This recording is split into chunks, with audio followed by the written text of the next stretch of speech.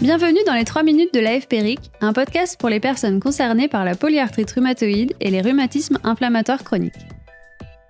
Dans chaque épisode, des infos, astuces et conseils qui vont à l'essentiel.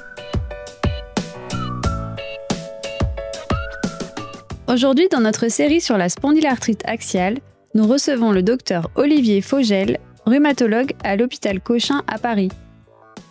Il nous présente les symptômes de ce rhumatisme inflammatoire chronique, les étapes du diagnostic ainsi que les manifestations extra-articulaires qui peuvent accompagner la maladie. Aujourd'hui, je vais vous parler de la spondylarthrite. Alors, qu'est-ce que c'est? Comme son nom l'indique, spondylarthrite veut dire spondyle pour vertèbre et arthrite pour inflammation des articulations. C'est donc un rhumatisme inflammatoire chronique qui va toucher les articulations du dos, donc l'ensemble du dos, le cou, le dos, la région lombaire, et puis surtout une articulation spécifique de la spondylarthrite qui est l'articulation sacro-iliaque, c'est-à-dire celle qui joint le rachis et le bassin. Et donc, c'est un rhumatisme inflammatoire qui touche 0,3 à 1% de la population générale et qui commence en général entre 20 et 40 ans et qui touche aussi bien l'homme que la femme avec des présentations cliniques qui sont parfois un peu différentes. Alors, on va différencier plusieurs manifestations. Les premières, c'est les manifestations axiales, c'est-à-dire les douleurs dont va se plaindre les patients, que ce soit donc plutôt rachis lombaire d'ailleurs, c'est-à-dire la partie basse du dos, mais ça peut aussi toucher le cou ou la partie moyenne, et les fesses. Donc, on parle de lombofessalgie, donc des douleurs des fesses qui peuvent être une fois à la gauche, une fois à la droite, d'horaires inflammatoires. Quand on dit inflammatoire, on parle de douleurs qui vont réveiller la nuit, souvent en deuxième partie de nuit, et puis le matin, et qui vont s'améliorer dans la journée ou avec l'effort. Et ça s'accompagne aussi d'une raideur le matin qui peut durer de 30 minutes à parfois plusieurs heures. Donc ces douleurs inflammatoires du rachis sont assez caractéristiques de la spondylarthrite et doivent faire alerter sur ce diagnostic. Et puis à côté de ça, on a d'autres manifestations périphériques qui vont toucher donc les articulations autres que le dos et le bassin.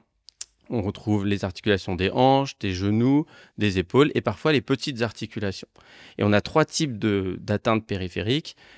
L'anthésite, c'est-à-dire une inflammation des zones d'insertion des tendons et des ligaments sur l'os. Et la plus caractéristique, c'est finalement la douleur au niveau du talon, avec des gens qui vont avoir mal quand ils posent le pied par terre, et puis ça va s'améliorer dans la journée. Ça peut être des manifestations articulaires périphériques, donc des gonflements des articulations, et quand on presse dessus, ça fait mal. Et puis, ça peut également être une dactylite, c'est-à-dire un gonflement de l'ensemble du doigt, et en fait, ça correspond à un gonflement de l'articulation, plus des tendons, et parfois les tissus mous, et ça donne un aspect de doigt en saucisse ou d'orteil en saucisse, donc c'est assez facile de s'en souvenir. En dehors des manifestations rhumatologiques, on a également des manifestations extra-musculo-squelettiques, c'est-à-dire qui ne touchent pas l'appareil locomoteur. Et on a 3 types de manifestations. Une inflammation de la peau, ça s'appelle le psoriasis. Il y a également une atteinte inflammatoire du tube digestif. On appelle ça une maladie inflammatoire chronique de l'intestin. Il y en a de 2 grands types, la maladie de Crohn ou la rectocolite hémorragique. Et enfin, la 3e manifestation, c'est l'uvéite, c'est-à-dire une inflammation de l'œil, avec un œil qui va devenir très rouge, très douloureux. Et on ne peut pas passer à côté parce qu'il faut absolument aller consulter, sinon ça fait très mal. Donc ça, ce sont les manifestations extra-musculo-squelettiques. Et après, vous avez aussi la fatigue qui peut arriver dans ce rhumatisme. Une fois qu'on a ces éléments cliniques, eh bien, on va s'aider d'autres examens complémentaires pour nous aider dans le diagnostic. D'abord, une prise de sang. On va rechercher un syndrome inflammatoire biologique. Et ça, on utilise un marqueur dans le sang qui s'appelle la protéine C-réactive et qui peut être augmentée dans la maladie. Mais attention, elle peut aussi être tout à fait normale. Ça n'exclut pas le diagnostic. Et puis, il y a un marqueur biologique, il y a un marqueur génétique qui s'appelle le HLA-B27 qu'on a l'habitude de rechercher dans le sang, qui est très associé à la maladie. 50 à 80, 90% des gens vont l'avoir en fonction de la présentation clinique. Il faut savoir que ce marqueur génétique, il est présent dans 8% de la population française et donc il n'est pas toujours synonyme de maladie. Il peut être présent et ne pas avoir la maladie et on peut aussi tout à fait ne pas avoir le HLA-B27 et avoir une spondylarthrite. Donc vous voyez que c'est un élément qui va nous aider dans le diagnostic, mais il n'est pas exclusif. Et enfin, on va s'aider d'imagerie. Une radiographie du bassin pour aller justement visualiser cette articulation sacro-iliaque et voir si on retrouve des anomalies. Mais c'est très difficile à interpréter et souvent on va s'aider en plus d'une IRM pour aller rechercher de l'inflammation au niveau de cette articulation.